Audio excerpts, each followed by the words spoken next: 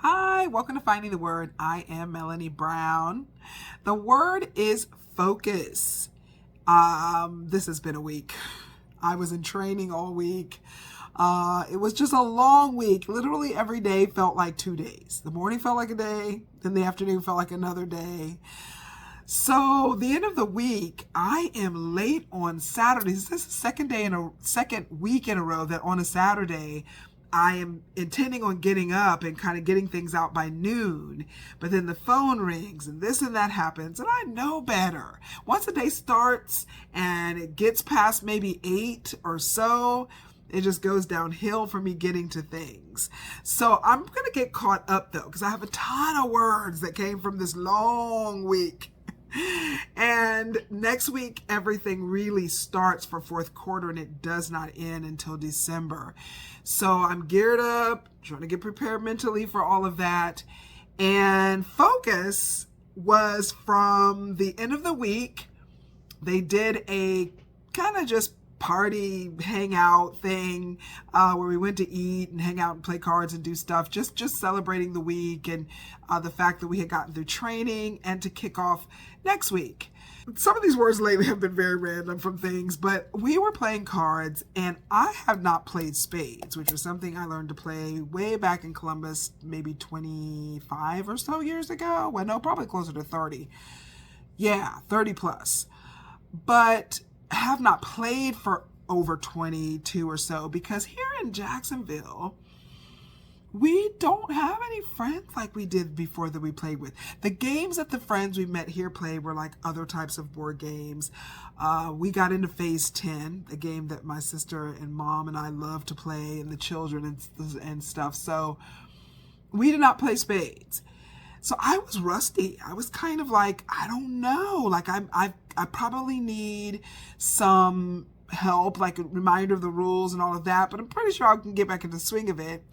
So part of the game is you bid on the amount of books that you believe you're going to take, or the amount of books based on the hand you have that you're going to get or that you're going to be able to carry.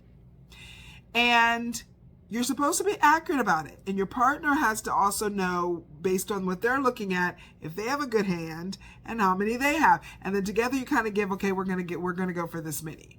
Well, I was fixed and focused on being accurate with that. Like, okay, if we said we're getting 6 books, I want 6 books. I didn't want to waste certain big cards I have. I'm looking, should I play this? Should I play that? Well, the partner I was playing with, the focus was getting the other 2 people set, getting enough books that makes the amount of books that they thought they were getting short. He wanted to short them. He wanted to beat them. So he's focused on trying to keep them from getting the books that they want to get, cutting them if he doesn't have the cards and things. This probably does not make sense if you do not know how to play spades. But just know in general that what you bid and what you believe you're going to win by books, you can get set. And if you don't get all that you have, you're getting beaten. That works against you.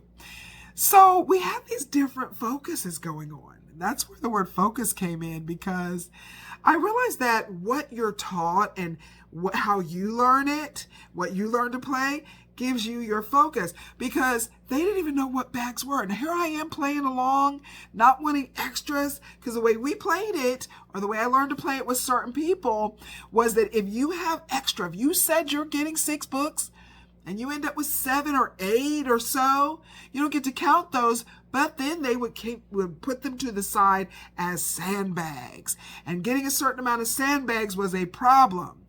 I loved to be able to look at my hand and give a good guess on how many books I was going to get, and then get exactly that amount, nothing more, nothing less.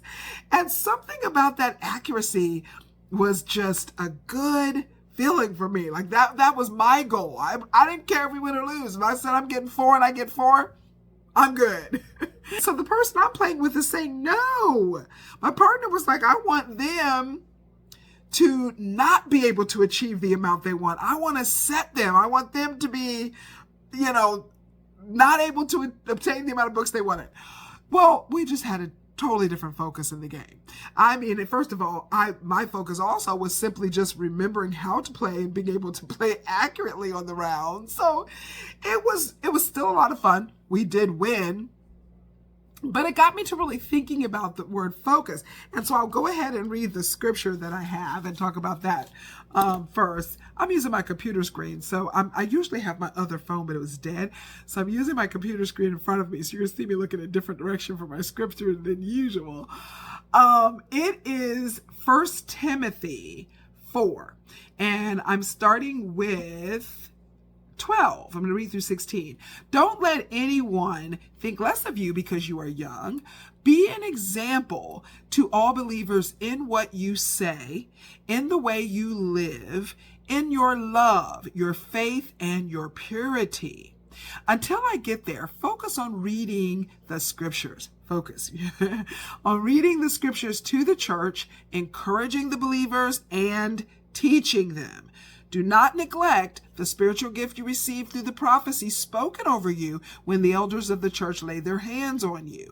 Give your complete attention to these matters. Throw yourself into your tasks so that everyone will see your progress. Keep a close watch on how you live and on your teaching. Stay true to what is right for the sake of your own salvation and the salvation of those who hear you. Focus on reading the scriptures. I do like don't think less because don't let anyone think less of you because you're young. I do think people can be dismissed on their age. Sometimes we know that there's lack of knowledge of things. You do gain wisdom, and there's something to be said, obviously, with the years, but you shouldn't be thought less of. There is so much blessing for any and everyone, young or old. Be an example to all believers in what you say. This is so crucial. I feel like people are missing this information now. We have so much going on around us and in different platforms and different places, really everywhere. I don't care if you're at work or watching television. People profess the Lord on a consistent basis. Some people are ashamed to say they're Christians. We have that whole group of people. They're like, I don't even want to say I am. This is so ridiculous how people are and so much going on. But then people, they don't have a problem proclaiming Christ. And I do believe that to be right. It doesn't really matter what anyone else is doing or saying. God is God and Jesus Christ is Jesus Christ as we know it. You just have to walk it out correctly. But I do get the understanding that sometimes people feel very frustrated by things that people are doing. But I don't know that we should shift or just because people throw blankets over things. It's no different than anything else, even with race. It's kind of like, well, they throw a whole blanket over the whole entire race about something. So it's just kind of like, oh, the Asians brought this over, or all the this, or because people do that. What, you don't want to be Asian anymore, or you don't want to be this or that. It's a part of your identity and who you are, a child of God. You're a child of God. People thinking whatever they think based on someone else causing issues shouldn't put a blanket completely on a child of God. But I do get it, though. Just saying. I do understand the basis or how people arrive at these frustrations. But then it's like what you're looking at, though, is that you are supposed to be as an example to all believers. It's supposed to be that you are doing so in what you are saying, in the way you are living your life, in your love. This is what to me sometimes is missing, because there's an example you're setting in what you say. So if you're saying a bunch of ugly things, if you are saying ridiculous, horrible things, if you are talking about folks in descriptive ways that are horrible and rude and just all kind of just inappropriate and things like that, and is not lining up with anything Christ would want you to have coming out of your mouth, that is not an example who believers are. You're going against what is to be the way that we live, and we're instructed in the way that we live. We are commanded to live peaceably where all possible. So what comes out of your mouth can have a way of dealing with peace. Our words are spoken of and how we are to do that and the way we are to deal with people many times. There's a lot to be said. to where you can get a good understanding of how the Lord will want us to speak and what brings peace and what does not. So it is talking about this, and in your love, your faith, and your purity. Love, we know, is the key. It is always put out there as how we are supposed to be showing God to others. The way we love this is the example we're supposed to be setting. A lot of things are not lovely. They're not loving that we see that people are doing today that are still professing. So focus on reading the scriptures to the church, encouraging the believers. Things that we are saying should be an encouragement to each other.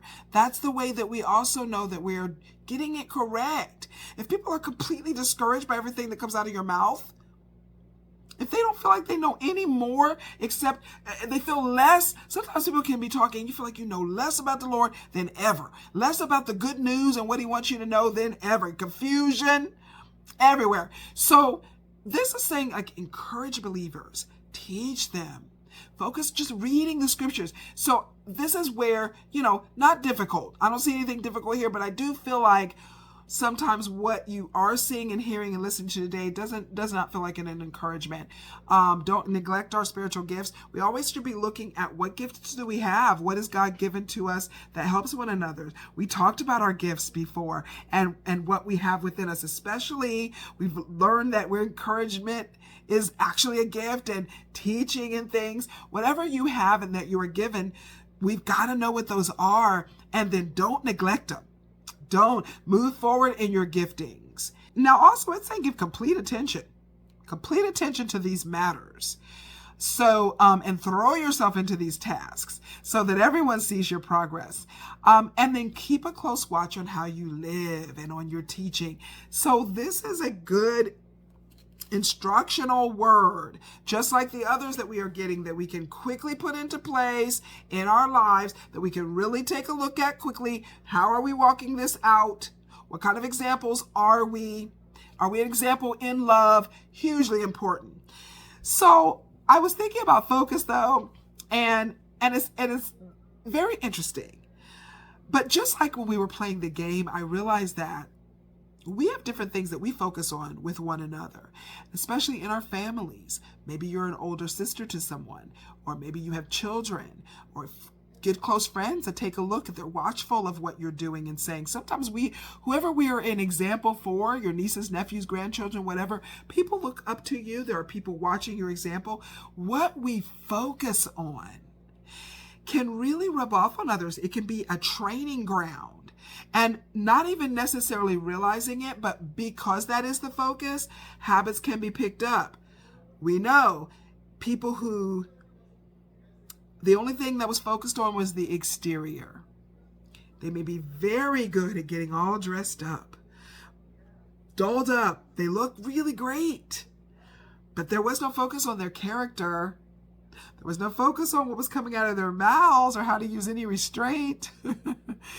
And so you're seeing the result of what the focus was. And it's much harder for them to shift that later. They have to really be in prayer and asking the Lord to assist them in changing. Because the focus that they saw, the focus that they learned was this particular way. It may be that the complete focus was on superficial things or what you buy, going shopping. Maybe it's on what people think of you. That was always the focus. That's a tough one. If you grew up in a home where it was about appearances or what you were shown or what you were taught that the focus is, doesn't matter if it's really true or how you're really feeling, but as long as everyone thinks it is, then you're doing okay. Well, then you may grow up with a very difficult time being really authentic, really being true to what's going on and honest about your life or what your situations are. You're pretending and wanting to just look good as opposed to making those difficult changes and really, really digging in on your issues. So how we're trained, what we are shown to be focused on affects what we focus on until we learn otherwise or until we discover what we truly should be looking at and focusing on. And so that's what I picked up on, I'll say, when we were playing the game. And it really made me think about that because my focus was what I learned. It was a totally different game, something they knew nothing about. And so I'm sitting up here focused on not getting these sandbags, and they don't even know what sandbags are. And so it was just funny. And then they have their focus on cutting each other and stuff, and it's just different. But it's really something for us to think about in the habits we're forming. What your focus is on all in situations. You could be working a job with somebody and your focus is how to be thorough, how to do a great job and come away feeling like you did your best. And another person's focus could be the time. It could be how to get out quicker, how to make it fast. And this could be, your focus could not be on how to be fast at all. You don't even care about how long it takes. You just care about the excellency of the job that you're doing. And someone else's complete focus is on how much money and how quick can we be done. So, and then you're teaching that. So we just have to be mindful when people are observing us, especially if you are still dealing with children that are watching what you're doing. And just the example you're setting for anyone, because it can be learned behavior. Of course, we're always doing things and want our focus to be what is pleasing to God and God's will for us. That's our focus. I have several words, like I told you, so I'm going to be catching up on the others. Thank you for your patience once again, and keep praying for me. I don't think it's going to get less challenging. I think it's going to get more challenging. So whenever I cross your mind, please say a prayer for me as I continue to try to keep all things going, and to be able to do the things that the Lord is asking me to do and not to always fall to whatever distractions are thrown in. That's a prayer needed. If you need any prayers for anything, put it in the comments for me. We have to pray for one another. Don't forget to find the word. Keep your focus on Christ. I will see you tomorrow.